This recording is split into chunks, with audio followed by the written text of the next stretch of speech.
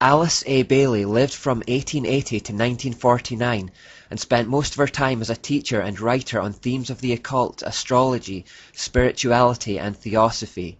She stated that the majority of her books were telepathically channeled through her by a spirit being who she believed to be a master of wisdom. Initially she just referred to the being as the Tibetan, or by the initials DK. Later she called it Jwal Khul. She showed the same kind of mental disturbance that we've seen in other occultists in the past. As a child, Bailey was deeply unhappy and attempted suicide on 3 occasions, once when she was 5, then when she was 11, and the third time at an unspecified time before the age of 15. It was after this third attempt, aged 15, on June the 30th, 1895, that she was apparently visited by a stranger who told her that she needed to develop self-control in preparation for certain work that was planned for her to do. Coming from an Anglican background, she initially believed this man to be Jesus, but later identified him as a spirit called Master Kuthumi after she went to the occult Theosophical Society and saw a portrait of him hanging on the wall. Theosophists believed that this spirit had previous incarnations and that one of them was Pythagoras, who you might remember was an influence on Plato, and also St. Francis of Assisi, amongst others. As a result of this, St. Francis of Assisi has been named the patron saint of the United Nations. You may also remember that St. Francis of Assisi was one of the main inspirations for Ignatius Loyola. On top of this, it's also on St. Francis Day that thousands flock to the Cathedral of St. John the Divine in New York City for the mocking Blessing of the Beast ceremony. You may also remember that the UN chose San Francisco, which is Spanish for St. Francis, as the location for the first UN meeting and charter signing. Plus, the town of San Francisco is known for being especially liberal and permissive. I haven't done any research into St. Francis, so I don't know why he keeps popping up and why he holds such a special place in the hearts of occultists, but there is clearly some reason for these links. Because Alice Bailey initially thought this demonic spirit was Jesus, we see once again the ability of Satan to disguise himself as an angel of light. In earlier life, Bailey was married to an Episcopalian minister, but after it failed, she severed ties with her Christian heritage altogether and remarried a 32nd degree Freemason, Foster Bailey. Together they founded the esoteric magazine The Beacon and started a company called the Lucifer Trust. This organization was created to manage the business of publishing her 25 demonically channeled books. They later changed its name to the Lucis Trust to hide its true meaning. This Lucis Trust is today another key NGO for the United Nations.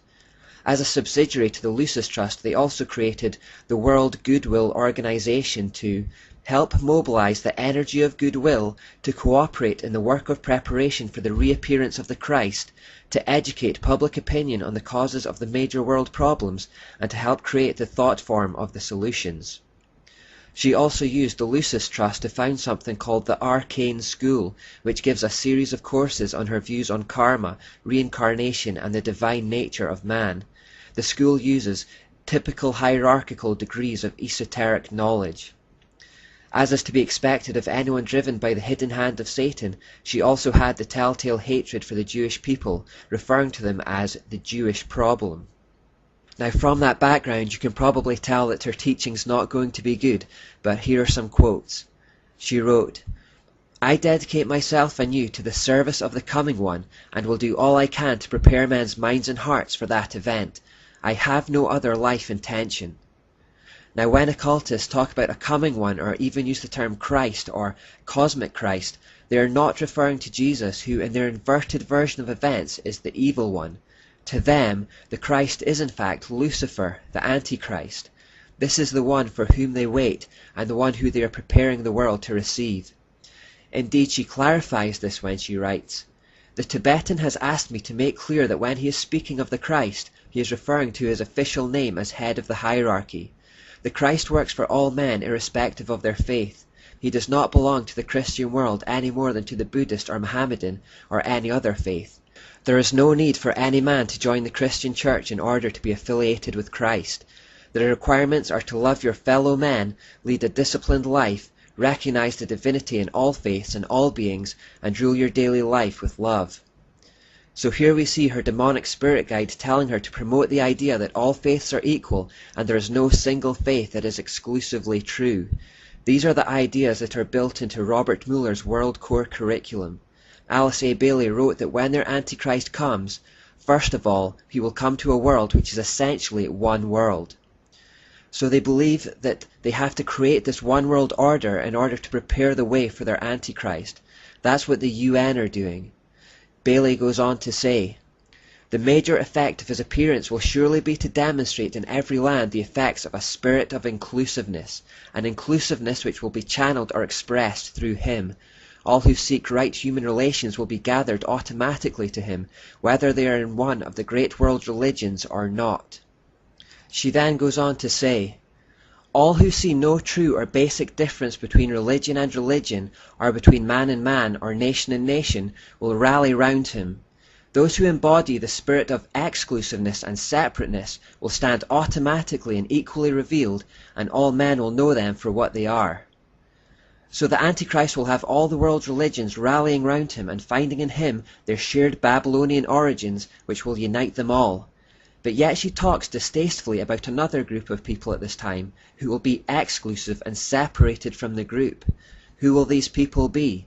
The ones that don't conform. Those of the Judeo-Christian heritage, of course.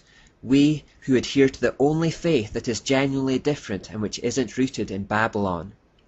As you might imagine, we who are seen to be opposing this world peace and not joining in the unity will be seen as hateful and intolerant. We therefore will be hated and despised and persecuted for not conforming to the crowd.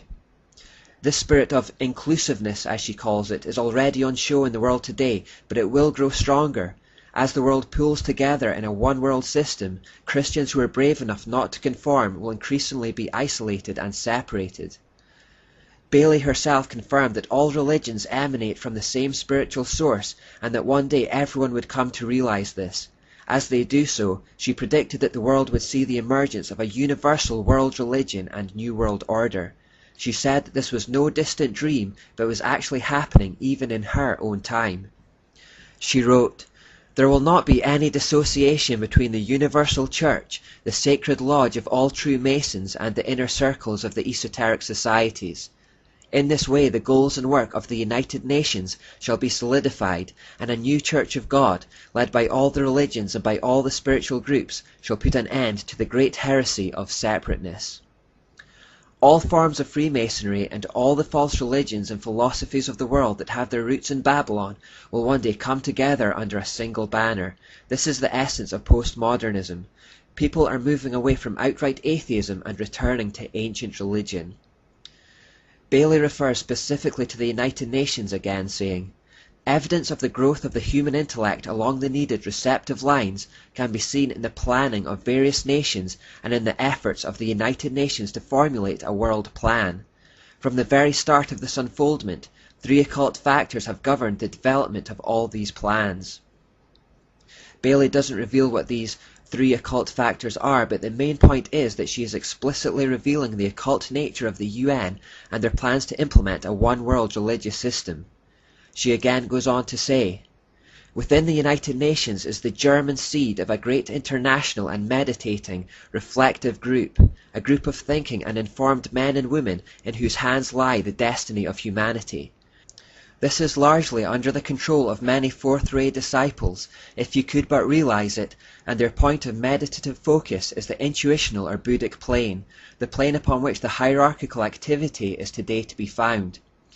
Again, I don't know too much about this astrological system of which she speaks, and I don't think we need to go too much into it, but it's interesting that this fourth-ray discipline has the name Harmony Through Conflict, and is connected with the moon. So she's basically referring to the Hegelian principle and Ashura. And because we've always looked at the sun and moon in tandem, the sun in this astrological system of Bailey's apparently belongs to the second ray, which represents seeing beyond differences into unifying principles. Again, a feature of our time. Remember, Robert Mueller said that the basis of his educational ideas came from Alice A. Bailey. These are the ideas that the UN gave him an award for, and these are the ideas that the UN wants to be filtered into every school around the world so that coming generations of children will grow up with this mindset.